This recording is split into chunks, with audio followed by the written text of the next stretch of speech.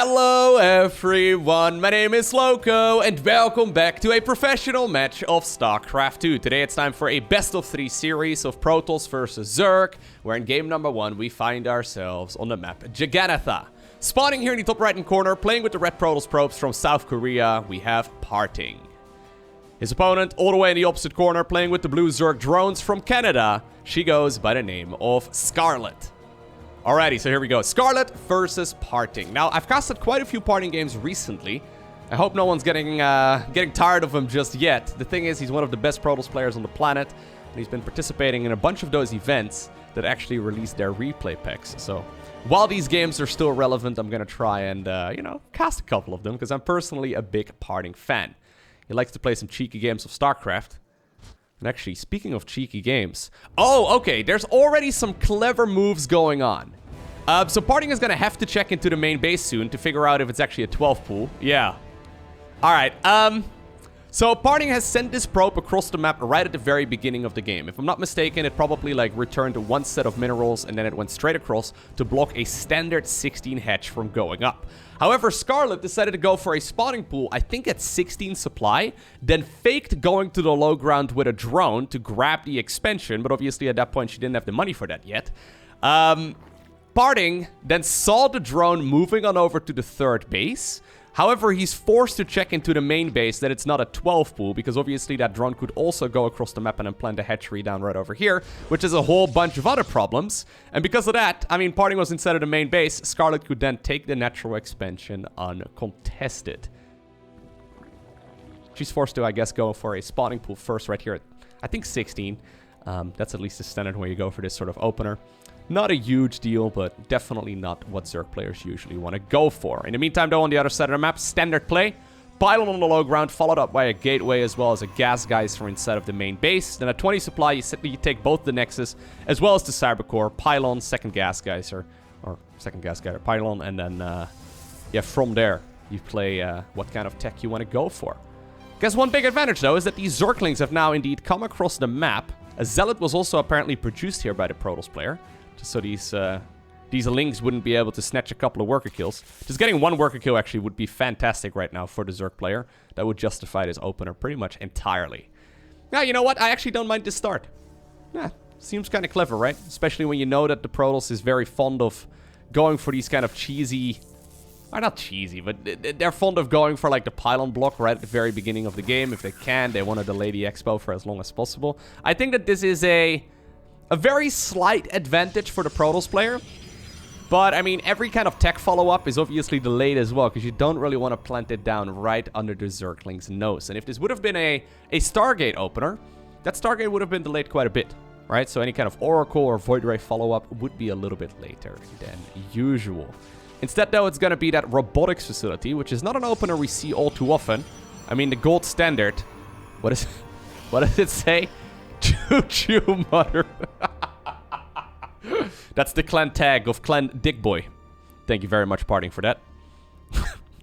PartinG, I believe, is actually teamless, which is kind of crazy because he's genuinely one of the best. I believe he's actually sponsored by Corsair. But anyways, he's one of the... I don't know if that's why he's not on a team, but he's genuinely one of the very best Protoss players on the planet. These days, though, we don't really see a lot of Robo first openers, and he's going straight into the robotics bay as well. All right. Yeah, so this is one of the reasons why I like casting these PartinG games. He just plays the game a little bit differently than everyone else, you know? I mean, maybe in Protoss versus Terran, he likes opening up, obviously, with that very quick blink opener, but he's kind of the one that, like, popularized that himself, right? So it's, in a way, it's kind of like, I don't want to say it's the PartinG build, but he definitely made that more popular than it once was. In the meantime, though, on the other side of the map, haven't looked at the Zerg player in a little while. We have a Roachhorn coming up right about right now. Yeah, Scarlett has just been producing as many workers as she possibly can. Couple of Links here at the front as well to scout. I think she saw a handful of Adepts, which I actually also quite like.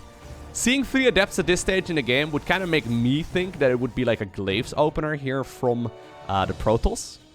So apparently Scarlett, though, not really too concerned about it. She goes all the way up to 48 workers, which would be quite a lot. Instead, though, what do we have? Okay, so we have the speed upgrade right here for the Prism, as well as the Disruptors coming up. So this is going to be a 2-base push with, I guess, 5 gateways And then some disruptors, as well as a prism, of course. He's going to need 2 disruptors and I guess a prism. Prism's already here. Don't lose a unit for free. Nah, he won't lose a unit for free. This is actually kind of neat as well. So this whole...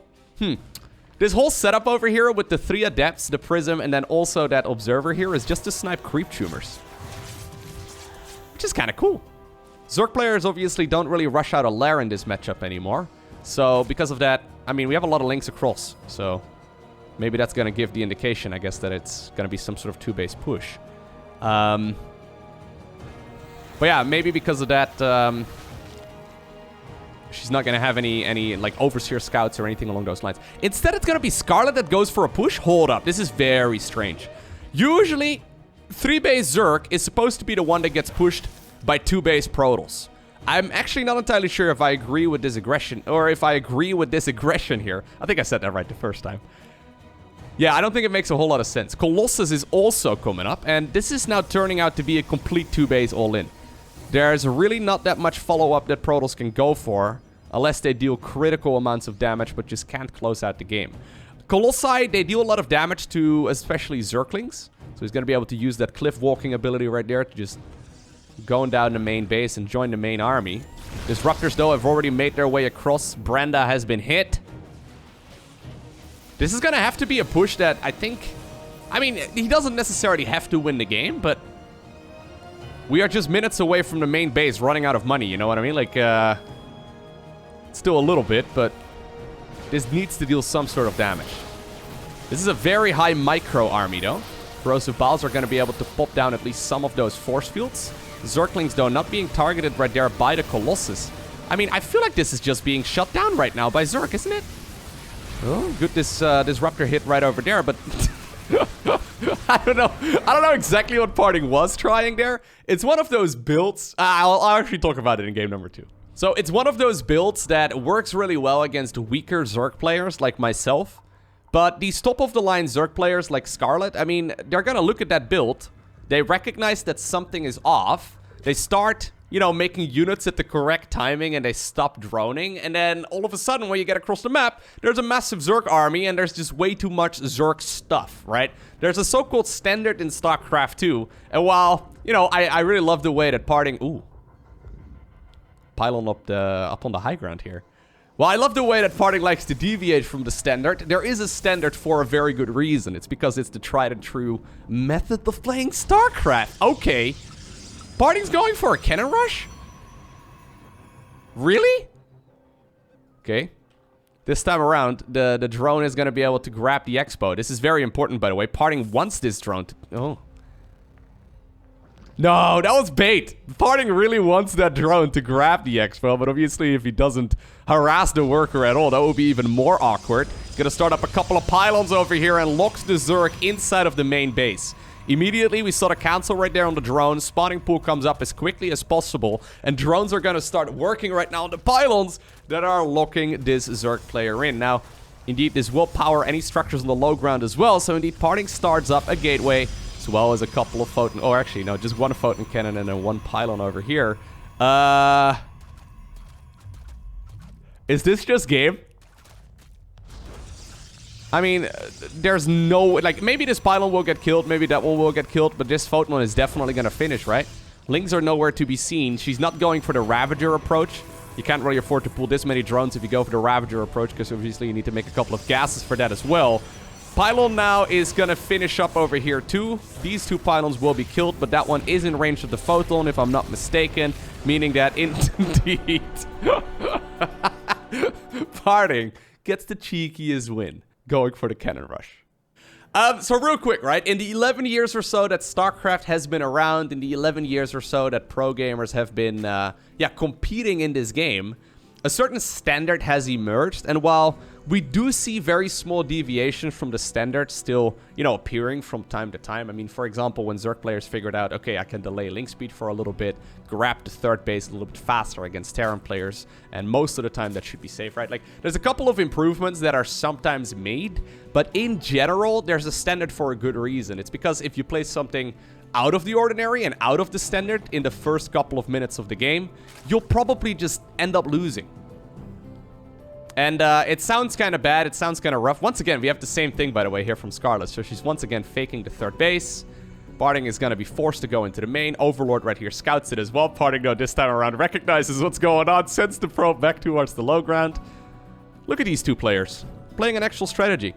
Anyways, basically what I'm trying to get at, if you ever go up against a player who's playing something really strange and you can't really figure out exactly what to do, one of the best pieces of advice I ever heard Day 9 give, and this is like a long time ago in StarCraft, but if you ever see your opponent doing something wild that is out of the ordinary and you're not sure what to do, just go fucking kill him. Just go fucking kill him.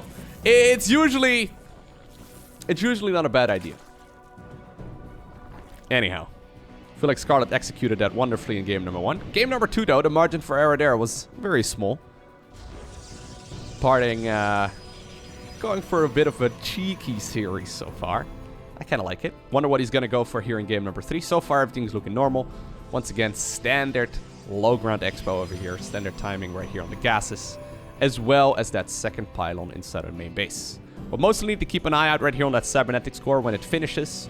No Zealot this time around, by the way, even though it is the same opener from Scarlett. Those links are going to be able to get in. If they grab one probe, that would be nice. Nice for the Zerg, that is. Is this going to force a second chrono? No, it shouldn't. No. Oh, good control right there. PartinG actually thinking he's playing Warcraft 3. Stalker once again as a follow-up. Instant warp gate research as well. It is going to be a Stargate, however. This is going to be scouted. It will. Okay. So this is once again a small mind game that PartinG was playing right there. He doesn't cancel. Generally speaking, when you go for the Stargate opener, you don't go for warp gate right away. And you don't go for the second gateway unit like that either. I mean, you can, but there's like a bunch of different variations. Usually you try to rush out the Stargate instead. So this Overlord and those Zerglings obviously saw that there was something spinning in the Cybercore.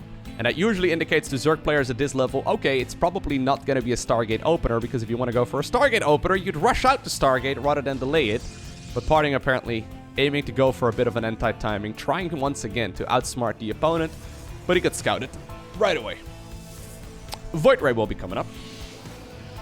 Not a huge deal, of course, but I do think it's worth pointing out, because at this level, these kind of differences do add up pretty quickly. This is going to allow Scarlett to basically now start up a couple of queens when she knows that those first Stargate units are going to come out. This Overlord is flying away for its life. Usually, that very first Void Ray is going to be leveraged to grab a third base. So already, indeed, I like this.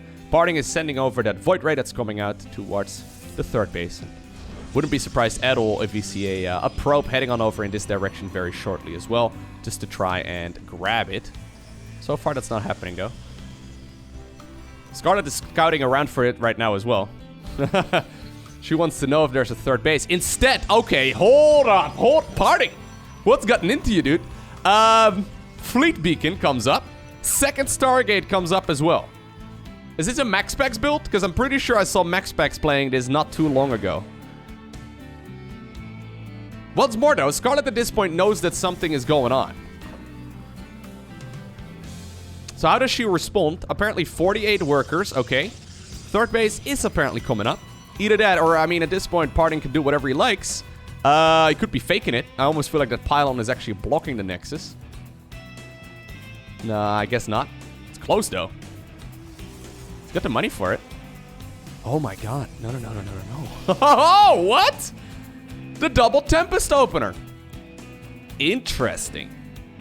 And now finally is when the third goes up. Scarlett's already responding with a lair, by the way. This is quite important. I've made that mistake myself in a ladder game not too long ago against this exact opener from Protoss. I believe this is a Max Specs build, although I don't know if he's the first one to actually play it. Look at that, actually, the rally points right here of both of those Stargate units are set up differently as well. So one's going to, I don't know, somewhere over here, and the other one is going all the way to over here. Okay. So we have a double Tempest split push into Void Rays with their speed upgrade. Lynx aren't going to be able to really get anything done, though, over at the third base. Shield battery here on the natural as well is also going to prevent a lot of pushes from happening there. Scarlett decides to pop down the Spire right away. Spire is a great idea against Tempest openers. However, not so much against Void Ray openers. I mean, there's a certain point at which, like, you get enough Void Rays out.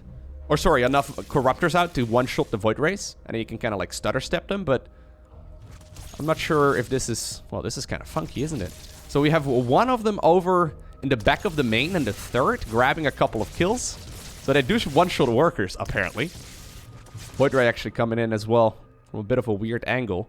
This is on a timer, though, because PartinG knows that obviously there's going to be the potential for a Spire here eventually. The mistake I made in my game is that, okay, so basically, the way I looked at it when I was playing this game not too long ago, against this exact same Protoss opener, I saw that Protoss was stuck on 2 bases.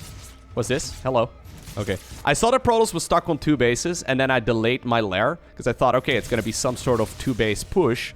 Maybe he's decided to go for, like, I don't know, a robo facility, and now he's going for a prism and, like, 8 gateways or whatever. After going Stargate. Spire gets spotted, by the way. It's time to get out of there. Instead, what you need to do is go for the Spire so you can actually get the Corruptors out. I ended up getting murdered because my lair was super late, and then, you know, I didn't have any proper anti-air out. Hydras aren't going to cut it. Queens alone aren't going to cut it either, because at some point you get enough of those Tempest out to just one-shot the Queens. In this case, though, and I kind of like this, is once again very clever player from PartinG. I mean, it's out of the standard, so I don't know if it's, like, good, but it's clever, for what it's worth. He's only made 2 Tempest, knowing very well that that is going to force out that Corruptor response. And now he's going mass Void Ray. Void Rays, however, obviously, they deal bonus damage against armored. Corruptors are armored, so... Huh. Interesting. Well, Scarlett so far, though, seems to be dealing with this really well. I mean, she lost 7 workers, but does that really justify such a late third? Yeah, maybe a little bit. Not the end of the world. I think eventually this Protoss army is going to be quite strong, but look at this already, actually. Scarlett is setting herself up for what seems to be a queen push. I mean, we know she's very fond of going queen pushes. On this map, it is a little bit tricky. Zerglings are trying to get her a wraparound over at the 4th base. Yep. There go the ladies. A Corruptor queen push. I love how I'm trying to describe what PartinG is doing and how it's out of the ordinary, and Scarlett is apparently already played against this before or something, because she seems to know exactly what the most important thing here is to do. Okay, prismatic alignment is available. Battery overcharge already used, though. The Queens right now are just going to transfuse all of this up. Oh my god, a couple High Templar get warped in, only to transfuse the Queens to get rid of the energy. An Archon's coming up, but those are not going to finish very easily. Couple of Ravagers here available as well with Corrosive Biles. PartinG is playing build orders that are out of the ordinary, and I like it. But the problem is, I think against these very highly ranked Zerg players, it's just extremely difficult to pull off. Once again, there's a standard for a reason. And while, you know, this would work wonders against people below, like, I don't know, top 20 world or so. Against plebs like you and me, we would die to this sort of thing very easily. Scarlett's looking at this. She's like, nope, I know what to do. I'll just go ahead and kill your 3rd base. I mean, there's still this one as well. Although it looks to me like Scarlett actually just wants to march the Queen straight towards the natural expansion. There's no disruptors. There's no splash damage here at all. I do not see a way in which that the Protoss players can actually hold on against this. I mean, the problem is, right? Say, hypothetically speaking, Protoss would have been given another, like, 3 minutes or so to get more of those units out, to get those High Templar with their Storm up. Then this would have looked so much better, and everyone would be like, oh my god, Protoss, you're a genius, PartinG, well done. But right now, this build looks a little bit silly. Oh my god, well, I've seen some massive Corrosive Biles coming down as well. There's that Tempest from earlier. It's gonna have to fly away for its life as well, but I think that this is pretty much all she wrote right here for PartinG. Because, I mean, even the Prism right now is being chased down by a couple of Corruptors. Roach is coming up. In the meantime, Scarlett has taken, well, a whole bunch of bases on her side as well. +2 is coming up, but I think that this is PartinG processing the loss as GG is called. And apparently, the Canadian Zerg player does obtain the victory. I hope you enjoyed watching this series. If you did, hit that like button down below. If you want to see more, make sure you hit that subscribe button so you get notified as soon as future videos go live. Today, I want to give a special shout out to the Patreon supporters. Thank you very much for your generosity. But for now, thanks for watching. Have an awesome day. Don't forget to smile, and I'll see you once again in the next one.